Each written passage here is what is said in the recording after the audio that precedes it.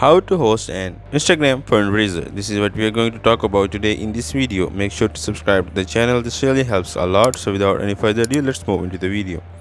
First of all, open Instagram app on your mobile. As you open Instagram app on your mobile, then you have to click on the plus option that is located down below. And as you click on the plus option, then select a photo or video that you want to put on your post. Click on that and then click on this blue arrow button, and after editing click yes. Now in this page you will be able to see an option of fundraiser, add a fundraiser, but in my region it is not available. But if you are in a region where this option is available, it is usually available in India and US, and also US countries like Canada, and also in the European country and China. In these countries this option is available. If you want to avail this option, you have to do this, and over here you will have this option.